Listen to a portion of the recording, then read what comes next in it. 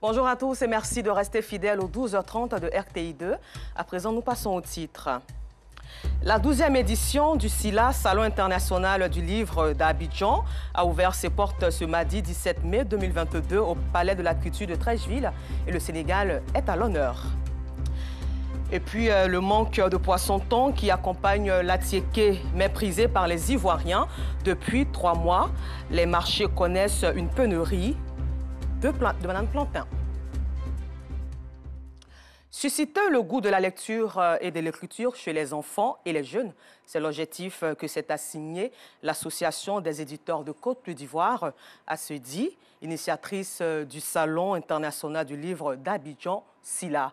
Cette 12e édition du SILA qui a ouvert ses portes ce mardi 14 mai, placée sous le thème « Engagement pour un lectorat actif et durable » a pour pays invité d'honneur le Sénégal et soulignons que Kamara Nangala, écrivain et créateur et auteur plutôt ivoirien, est aussi à l'honneur, comme le rapporte ici Maïssa Kogaya.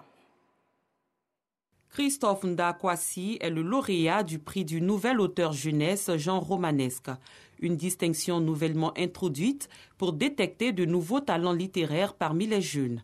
Il a reçu son prix lors de l'ouverture officielle le 17 mai 2022 du Salon international du livre d'Abidjan SILA, initié par l'Association des éditeurs de Côte d'Ivoire. Le livre intitulé Katachi, une légende baoulée. Ça parle des aventures extraordinaires d'un jeune garçon au destin vraiment incroyable. Tout comme ce prix, plusieurs innovations ont été enregistrées pour cette 12e édition du SILA.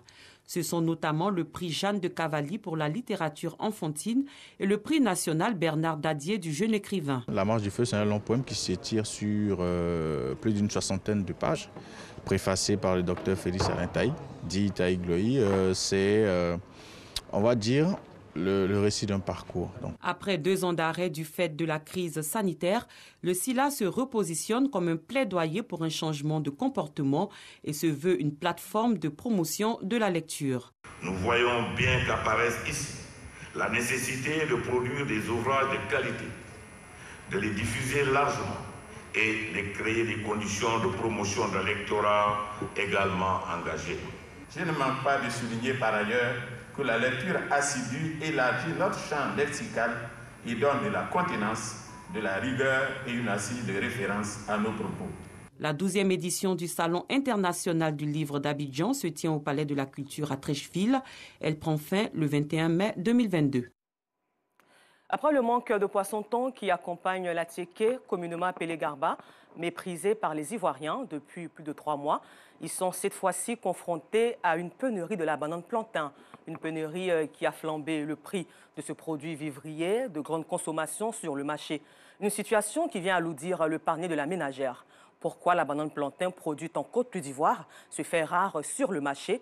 Georgette Ido Fofana nous donne la réponse dans ce reportage. Tricycle stationné et pousseur de brouettes au grand repos.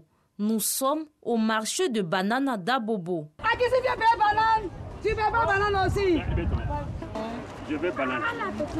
Mais comment c'est? Ce marché reçoit en moyenne une dizaine de camions chargés de bananes plantain par jour. Mais depuis 3 mois, difficile de recevoir un seul camion par jour. Selon Soro, président de la filière banane de ce marché, cette pénurie est due à la forte quantité que la Côte d'Ivoire exporte vers les pays de la sous-région.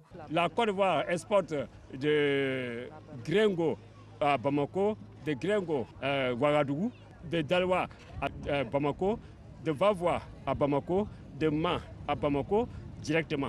Tout cela fait une perte pour nous les revendeurs et pour les consommateurs en Côte d'Ivoire. Dans les marchés, le constat est amer. Cette situation a fait flamber les prix de cette denrée prisée par les Ivoiriens. Une situation qui, selon certains consommateurs, vient alourdir le panier de la ménagère. Banane, c'est cher, c'est pas bien formé, mais on a envie de manger foutu. Donc on a fait comment? Donc on est obligé, on mange comme ça. Et si on a acheté banane matin là même, le prix là, c'est trop. En tout cas, c'est trop cher. On est obligé de payer, on fait comment? Voilà ce que j'ai eu tout à l'heure là. Elle me dit c'est 1000 francs. J'ai demandé à ce qu'elle diminue, mais bon, elle n'a pas vu. Comme je suis dans le besoin, je l'ai pris. Avant, quand il y a de la banane, ça, c'est 200 francs. Et puis c'est un peu plus en forme même. Pour Amata, présidente du marché de Gros Dabobo, la pénurie de bananes est liée à la sécheresse que connaît le pays. La sécheresse fait qu'il n'y a pas d'eau, il n'y a pas de pluie. Les bananes qui sont déjà plantées, le soleil fait que ça s'effale. Et ça ne peut pas produire convenablement. Quand il y a la sécheresse, la banane devient chère. Maintenant qu'il a commencé à pleuvoir, les premières pluies ont commencé à tomber dans les villages et la banane a commencé à venir. On a même demandé des champs irrigués et le Premier ministre a accepté ça. Quand la banane est irriguée, il n'y a pas à faire de sécheresse dedans. Au marché Gouro d'Adjamé, le constat est le même. Et pour ces vendeuses de bananes, ce déficit est dû au changement climatique. Quand les clients viennent, ils se plaignent. Bon, on essaie de les comprendre. Il faut que chacun comprenne. On paie cher, ce n'est pas de notre faute. Eux, mais ils savent qu'il y a 2 temps. Le temps de la sécheresse, là, il n'y a pas de pluie. Les produits manquent beaucoup. Même, par exemple, les aubergines sont comptées au bout du doigt. Un tas à 500. Les gombos, les piments, tout est pareil. C'est même chose comme la banane. Le transport aussi. Donc vraiment, c'est difficile. Et quand la pluie va commencer, ça va nous arranger tous. La banane est chère. Bon, d'autres payent comme ça. Mais par contre, d'autres n'arrivent pas à payer parce que ça ne peut pas suffire pour la famille. C'est parce que nous, on achète cher, raison pour laquelle on vend cher. Sinon, quand ça sort, quand c'est sa période, il est abordable, on vend moins cher. Le manque de bananes affecte aussi les restaurants. Le marché est chaud, on va diminuer. C'est que nous avons bon mari pas mais vous banane chez à la maison. Quand tu as 2000, tu peux manger combien? Tu donnes 2000 francs à ta femme. Après viande combien, après banane combien? Donc ça règle quand même beaucoup à la maison. Il y a beaucoup de manioc, plus que de bananes. C'est le goût qui est là en fait. Quand on parle des vendeuses, nous disons que le marché est cher. Donc aussi, ils peuvent nous voir le prix. Imaginez, pas les 2000 mètres, mais tu n'as pas le choix. Selon un rapport de l'Office d'aide à la commercialisation des produits vivriers, la Côte d'Ivoire produit 700 000 à 900 000 tonnes de bananes plantains par an. Pour l'heure, la prière des consommateurs que les différents marchés soient le plus rapidement alimentés en bananes pour le bonheur des populations. Au chapitre religion, c'est l'école pastorale Sephora qui a formé et ordonné 14 serviteurs de Dieu pour le respect de l'ordre et la hiérarchie dans l'Église. En présence du représentant du président du Sénat, ils ont donc prêté le serment de servir Dieu et surtout agir pour un climat apaisé. Après 2 ans de formation, ils sont prêts à s'engager à vie dans le sacerdoce divin et à défendre les Saintes Écritures. 14 serviteurs de Dieu, notamment des révérends apôtres, des pasteurs et pasteurs stagiaires à l'initiative de l'école pastorale Sephora.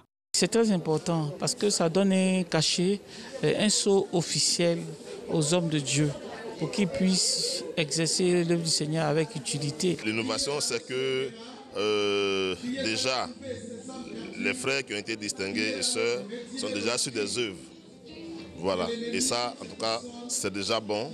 Et en plus de leur connaissance, voilà, ils vont encore donner à leur brebis d'exceller, d'être encore plus matures. Une initiative saluée par les autorités présentes. Nous voulons joindre avec toute l'assistance nos prières à celles de leurs différentes familles afin que le Seigneur les aide dans cette œuvre immense.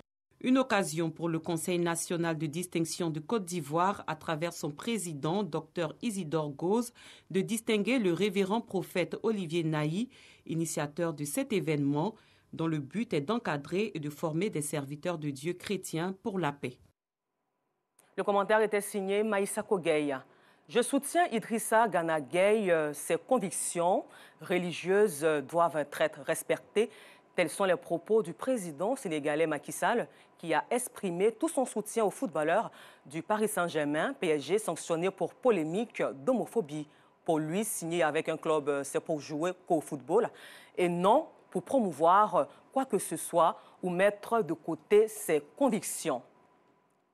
Eh bien, parlons toujours de polémique, il y en aura de plus en plus entre les automobilistes, les piétons et les marchands du côté d'Abidjan qui occupent anarchiquement les trottoirs pour les différentes activités au détriment des marchés.